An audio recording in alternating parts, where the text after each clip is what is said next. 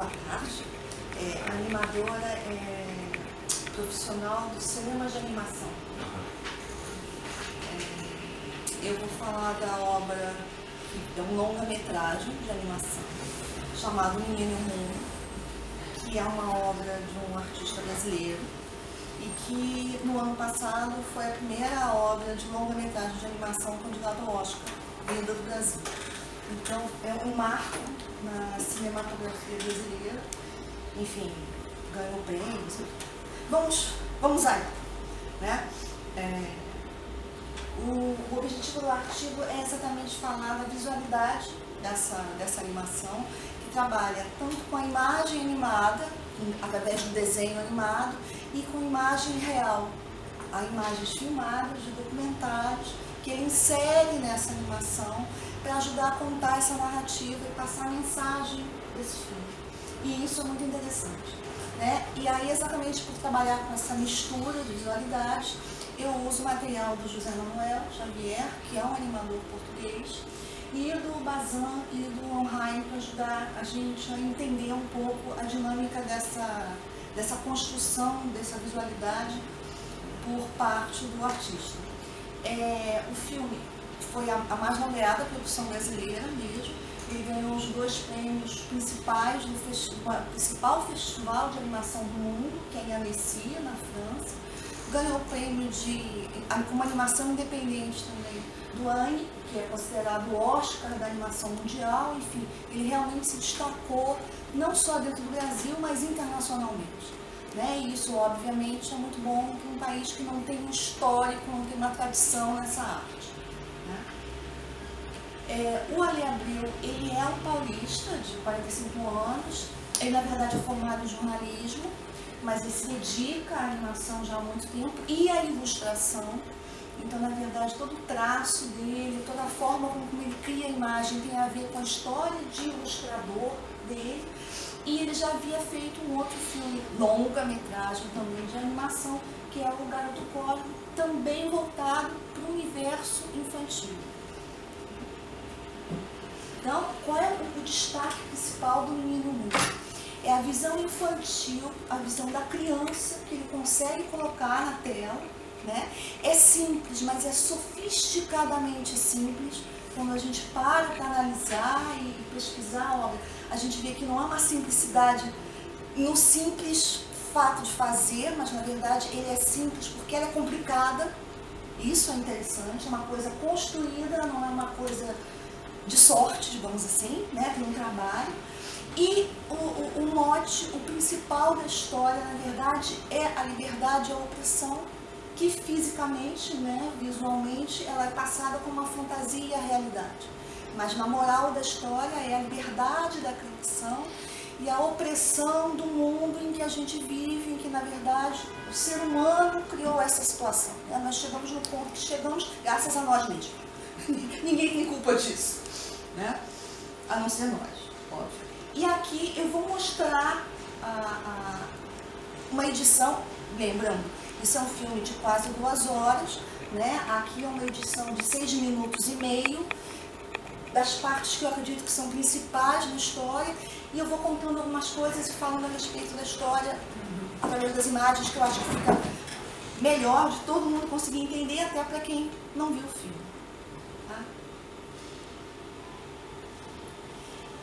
Essa aqui, o filme começa desse jeito. Tá? Então a gente percebe já que é uma coisa muito gráfica, muito colorida, e que isso é uma semente. É como se ele estivesse saindo de dentro da semente que esse menino está vendo. Tá? Então a gente percebe que a maneira como ele constrói o desenho é tudo muito simples.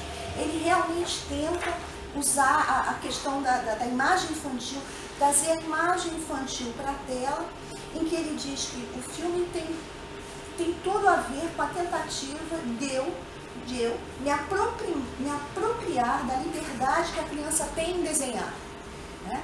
E me colocava a liberdade de criar qualquer coisa num ambiente quase surreal. Então, ao tentar representar o desenho como a criança representa e ver as máquinas, na verdade, como bichos, né? toda a representação das máquinas, do maquinário, não é como uma máquina, mas é como um monstro, é como um bicho, né? E ele vai mostrando isso. Aqui eu só peguei uma pequena parte, que é quando o menino já saiu de casa, atrás do pai, que foi embora, e ele passa por... E muito interessante porque ele passa pelos 3 pontos, digamos assim, da Revolução Industrial, né?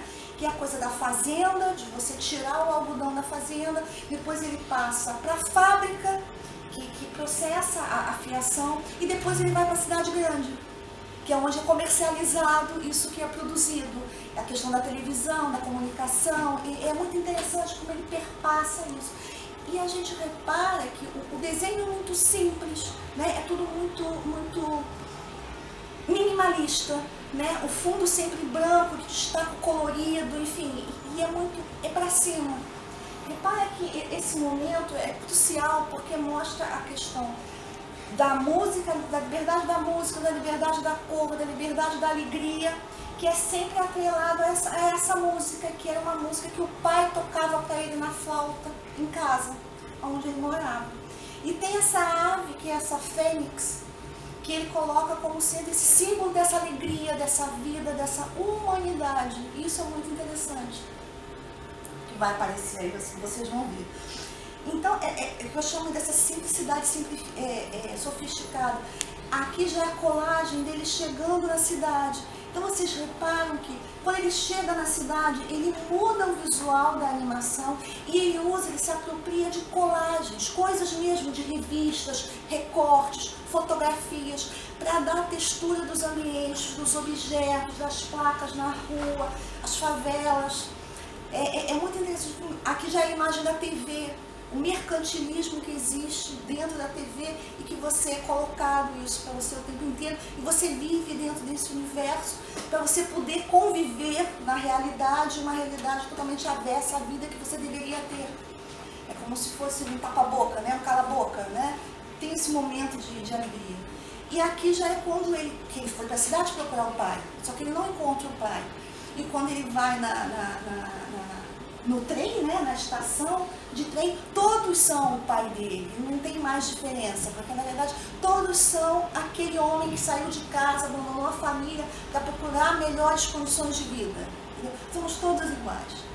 E essa parte é muito interessante, porque essa ave, ela é a repressão. Ela, na verdade, significa a repressão da ordem, da linha de montagem, da alta produção, do dinheiro, da produção, né? E que ela briga com essa fênix, e essa fênix morre. Né? E essa tradução é muito interessante, porque o que acontece? O que isso significa?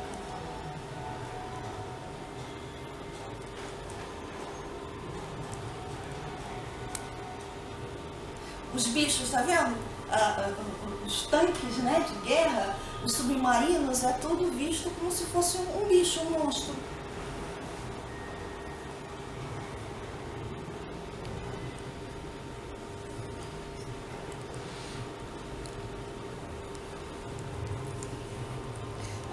O Xavier diz que a imagem desenhada, despida de aparatos supérfluos, é de natureza silenciosa. A imagem não diz, a imagem sugere, ela evoca, insinua, faz lembrar talvez, mas nunca diz expressamente. O dizer é privilégio do movimento. O animador vai ter, portanto, de manipular simultaneamente e com arte a imagem da representação e a representação da imagem que pretende dizer. Então é interessante porque essa simplicidade do desenho e de como ele cria a imagem, o Abreu, na verdade, ela não simplifica a mensagem, nem simplifica a imagem. Na verdade, ela sofistica e mostra coisas que não estão ali, mas que você vê. Então é muito interessante esse final, quer dizer, essa morte da fênix, o que ela significa? Ela significa exatamente isso. A consumação da terra, de tudo que é bonito, de tudo que vale a pena, em prol do quê? Em prol da destruição. E nesse ponto ele muda, a imagem animada vira a imagem filmada, e aí você tem uma contradição, né? O que é ilusão e o que é realidade? né? Você tem um choque, porque o tempo inteiro é aquelas imagens lúdicas, né? Coloridas, bem infantis, e de repente essa imagem se queima e entra imagens de documentários históricos, né? do Brasil da década de 70, né? Que tem essa coisa da imagem real, né? Que o Bazin diz: a fotografia se beneficia de uma transferência de realidade da coisa para a sua reprodução. O desenho, o mais fiel, pode nos fornecer mais indícios acerca de um modelo, mas jamais ele possuirá, a despeito do nosso espírito crítico, o poder irracional da fotografia que nos arrebata a incredulidade. Então, é interessante porque são imagens reais, porque são de documentários, são coisas que aconteceram, não foram ficções feitas para uma imagem de um filme, foram coisas que aconteceram, que alguém foi lá e filmou, que contrapõem e completam a mensagem de um filme de animação que usa uma linguagem infantil. Então isso é muito sofisticado e é muito forte. Na verdade, eu li no site da internet que ela não ganhou o Oscar, mas na verdade foi o longa de o mais bonito, digamos assim, o mais importante longa de animação daquele ano, porque fala de coisas muito atuais, né? É a nossa realidade através de uma mensagem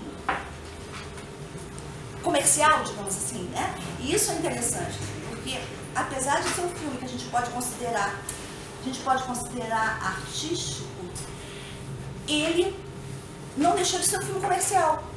Ele foi vendido para vários países decorrente do sucesso dele. Ele teve um sucesso comercial mesmo em cima disso.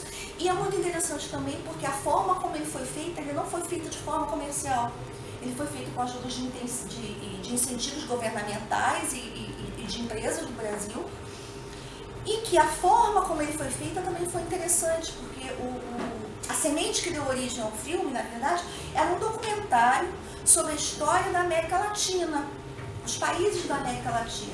E como o Abreu diz, o filme tomou uma vida própria, um caminho próprio, e uma coisa que era um documentário de um curta-metragem virou um longa-metragem de animação, né? E isso a gente vê, vocês devem ter reparado, naquele momento que a tropa, né, canta e dança, as roupas são muito parecidas com roupas folclóricas dos Andes, né? Aquelas roupas coloridas, né?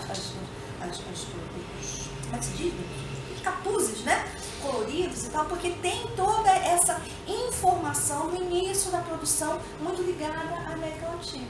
Então, as conclusões que se tiram desse filme ele é mesmo uma obra híbrida, né? E aí é híbrido em todos os sentidos, não só em sentidos gráficos e de meio, mas inclusive de mensagem, porque ele trabalha na origem dos povos, digamos assim, né? Oprimidos e ex-colonizados das Américas, né? E que sofrem um pouco dessa hibridização do mundo todo coletivo, da globalização, enfim, de uma série de coisas. Você tem um choque sensório dessas imagens, que você está vendo e acostumado por mais de uma hora a ver aquela imagem infantil, e de repente aquela imagem infantil pega fogo na tela e começam a aparecer imagens realmente violentas, no sentido de realidade, né, que são imagens documentárias, e você tem essa briga entre a subjetividade e a aspereza da realidade. E aí a gente se pergunta, o que é mais real, o que é mais ilusório, o que é mais infantil, o que é mais adulto. Enfim, é um filme muito inteligente, por isso eu considero muito sofisticado. E apesar dele funcionar e ser criado como se fosse uma obra de arte, porque o Abreu mesmo diz que quando ele começou a fazer, ele não tinha roteiro, que é uma produção cinematográfica de longa-metragem. Isso é uma loucura, isso não existe. Isso acontece com um artista, né? Inclusive, minha origem também é do design gráfico, e eu via muito isso. Olha, você quer ser criador, você vai ser artista plástico. Se você é design, você tem um objetivo a cumprir, você tem algo a fazer, né? E isso acontece muito na indústria de uma maneira geral, lembrando a tal da linha de montagem, que o Abreu mesmo coloca no filme. Você tem que ser muito objetivo na sua produção. E na produção cinematográfica é a mesma coisa. E ele não teve isso. Então, até nesse ponto, a obra dele também em si é uma obra híbrida em termos de produção. Ele conseguiu usar um métier artístico dentro do mercado cinematográfico e fazer sucesso. Então, enfim, realmente, eu acho que é uma obra que vale a pena ver. E quem não viu o filme todo, tem na internet para assistir, assistam, porque vale a pena. Realmente é uma obra que vale a pena. Aqui foi só um pedacinho. As minhas referências e obrigada a todos pela atenção.